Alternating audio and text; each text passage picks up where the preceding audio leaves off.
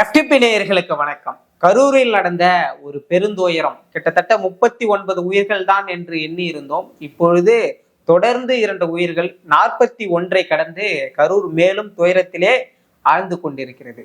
இந்த நிலையில கூட தாவேகா தொண்டர்கள் என்ன செய்யணும்? அங்க இருக்கக்கூடிய மக்களோடு போய் நின்று இருக்கணும். ஆனா அதை செய்யாம விஜய் இன்னும் சாப்பிடலையா, விஜய் இன்னும் தூங்கலையா, விஜய் ஆறாத துயரத்துல இருக்கிறாரு அப்படின்னு வி ஸ்டாண்ட் ஃபார் விஜய் அப்படின்னு எல்லா இடத்துலயும் ஹேஷ்டேக் போட்டு போட்டோ போட்டு எல்லா இடத்துக்கும் அவருக்கு ஆதரவா நிக்கிற மாதிரி பண்றாங்க. இது பண்ணட்டும், ஆனா அது தப்பு இல்லை. 2 நாட்கள் ஆக போகிறது. இந்த நிலை வரைக்கும் கூட விஜய் அவர்களோ, விஜய்க்கு அடுத்த கட்டமாக இருக்கக்கூடிய தலைவர் அவர்களோ, அங்க இருக்கக்கூடிய லோக்கல்ல இருக்கக்கூடிய மாவட்ட செயலாளர், மாவட்ட பொறுப்புல இருக்கவங்களோ யாருமே போய் இறந்தவங்களை இன்னும் இப்போ வரைக்கும் பார்க்கல. 20 லட்சம் அறிவிச்சிட்டீங்க, 2 லட்சம் அடிப்பட்டவங்களுக்கு கொடுத்துட்டீங்க. இது மட்டும் தான் போதுமா? ஆறுதல் கூட அறிக்கையாதான் உங்களால கொடுக்க முடியுமா என்றுதான் இன்னைக்கு தமிழ்நாடு முழுக்க இருக்கக்கூடிய எல்லாராலும் உங்கள் மேல மேல மேல விமர்சனத்தை வச்சுக்கிட்டே இருக்காங்க. நம்ம எல்லாரும் நல்லா பார்த்திருப்போம். மதுரை மாநில மாநாடு, அந்த 2வது மாநில மாநாடுல விஜய் அவர்கள் ஒரு செல்ஃபி எடுத்த ஒரு போட்டோ இருக்கும். அந்த வீடியோ கிளிப்பை கிட்டத்தட்ட பங்களாதேஷ்ல இருந்து உலகம் முழுக்க இருக்கக்கூடிய எத்தனையோ நாடுகள்ல ஷேர் பண்ணாங்க, ட்வீட் பண்ணாங்க. அதையெல்லாம் பண்ணி அந்த வியூஸை இன்க்ரீஸ் பண்ணாங்க.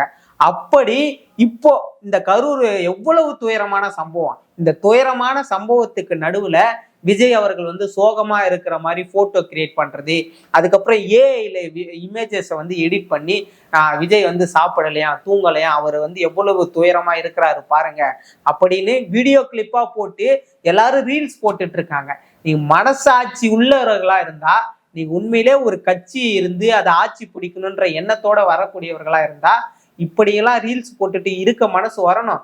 ஏங்க தலைவர் போகல, தலைவர் மனசு ஆறாத துயரத்துல இருக்கிறாரு, படுத்து தூங்குறாருன்னு கூட வச்சுக்கோங்க. புஷி ஆனந்த் எல்லா மேடைகள்லையும் ஏறி ஏறி பேசக்கூடிய புஷி ஆனந்த் என்ன செய்யறாரு? இந்நேரம் போய் அந்த இடத்துல நின்று இருக்கணும்ல. அப்படியா உங்களை அடிச்சு உங்களை விரட்டிட போறாங்க? அந்த மக்கள் அங்கிருந்து உயிரிழந்த மக்கள் அனைவரும் உங்களுக்காக வந்த கூட்டம் தானே.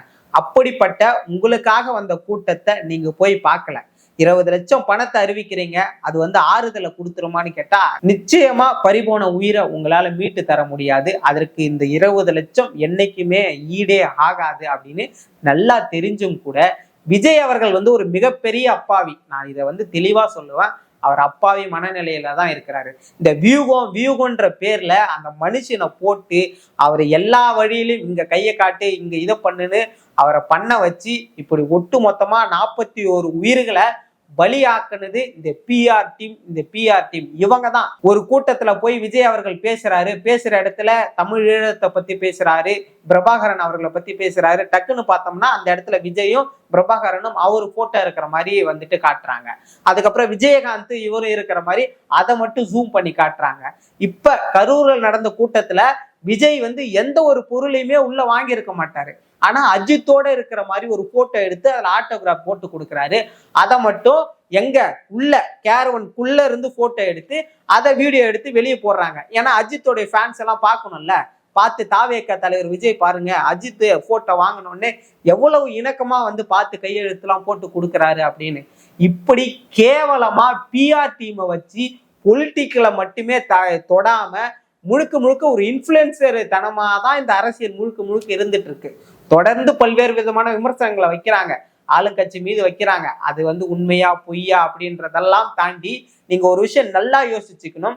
இன்னைக்கு இருக்கக்கூடிய திமுக அரசு அவங்களுக்கு 2024 தேர்தலில் வந்த ஓட்டுக்கள் அப்படியே வந்துடுச்சுன்னா 234 தொகுதிகள்லயும் விஜய் அவர்கள் பிரச்சாரம் செஞ்சாருன்னா கூட அவங்க எளிமையா வெற்றி பெற்றுருவாங்க. அவங்க 40 உயிரை பலி வாங்கிதான் ஜெயிக்கணும்ன்ற எந்த ஒரு அவசியமும் இல்லை. அதையெல்லாம் தாண்டி விஜய் அவர்கள் கூட்டம் நடத்திய இடம் எது? கரூர். நீங்க தமிழ்நாட்டுல அரசியல் புரிதல் உள்ள யார் வேண்டுமானாலும் கேட்கலாம். கரூரில் யார் வெற்றி பெறுவார், கரூரில் யாருக்கான அந்த வாய்ப்பு இருக்கும் அப்படின்னு பார்த்தோம்னா செந்தில் பாலாஜி யாரை கேண்டிடேட்டா நிறுத்துறாரோ அவரு தான் வெற்றி பெறுவாங்க. அவர் தான் ஒரு முடிசூடா மன்னனா இருக்கிறாருன்றது இது அரசியல் புரிதல் இருக்கக்கூடிய எல்லாருக்கும் தெரிஞ்ச ஒன்றுதான். அப்படி கரூர்ல நீங்க என்ன மாதிரியான மாற்றத்தை கொடுத்துட்டு போறீங்க? கரூர்ல எங்க செந்தில் பாலாஜியோட ஓட்டு வங்கியை தாவேக்கா அஃபெக்ட் பண்ணிட போறதுக்காக திமுக வந்து சதி பண்ணிடுச்சு. இப்படி வந்து அப்பட்டமான ஒரு கேவலமான விஷயத்த தொடர்ந்து இவர்கள் பண்ணிட்டு இருக்காங்க. 2 நாட்கள் ஆனது. விஜய் அவர்கள் வந்து கண்ணீர் மல்க இதுக்கு முன்னாடி படம் ஓடலையே அப்படின்னு கையை கட்டிக்கிட்டு வீடியோ போட தெரிஞ்ச விஜய்க்கு 41 உயிர்களை பலியான பிறகும் கூட ஏன் ஒரு வீடியோ போட முடியல? தொடர்ந்து இப்படி வந்து கேவலமான அருவருக்கத்தக்க ரொம்ப அநாகரிகமற்ற அரசியலை செய்யக்கூடிய இந்த தாவேக்காவை வந்து எப்படி வந்து இனிவரும் காலங்கள்ல மக்கள் ஏத்துப்பாங்கன்னு நீங்க நினைக்கிறீங்க? ஒரு முதலமைச்சரோ துணை முதலமைச்சரோ ஏன் ஒரு அமைச்சர் வந்து ஒரு மாவட்டத்துல கூட்டம் போடுறாருன்னா ஒரு மாவட்டத்துல ஒரே இடத்துல எல்லாரையும் அசம்பிள் பண்ண மாட்டாங்க. 3 இடம் ஒவ்வொரு சட்டமன்ற தொகுதி வாரியா கூட்டங்கள் கூட்டுவாங்க. ஒரு பக்கத்துல இருக்கக்கூடிய 40 ஊர்கள் இருக்காங்கன்னா அந்த 40 ஊர்கள் வந்து ஒரு சட்டமன்ற தொகுதியில இருக்கக்கூடிய அந்த ஊர்கள் வந்து ஒரு இடத்துல அசம்பிள் ஆவாங்க. அப்படி ஒரு 3 பாயிண்ட்டை கனெக்ட் பண்ணி தான் 3 மாவட்டங்களை சேர்ப்பாங்க. விஜய் அவர்கள் வந்து ஒரு மாவட்டத்திலிருந்து இன்னொரு மாவட்டத்துக்கு போறதுக்கு 5 மணி நேரம் ஆகுது.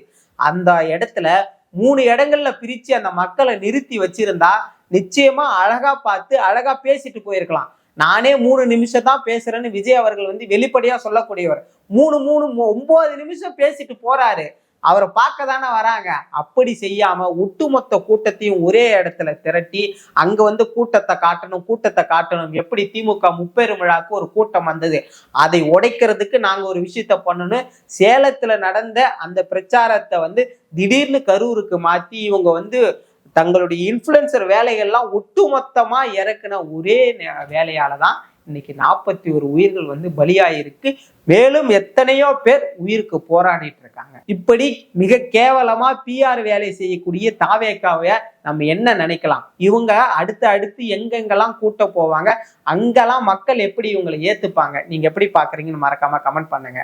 இந்த 41 உயிர்களுக்கு விஜய் வந்து எப்போ பதில் சொல்ல போறாருன்றதையும் மறக்காம கமெண்ட் பண்ணுங்க. நம்ம மேலும் ஒரு காணொலியில சந்திக்கலாம். நன்றி.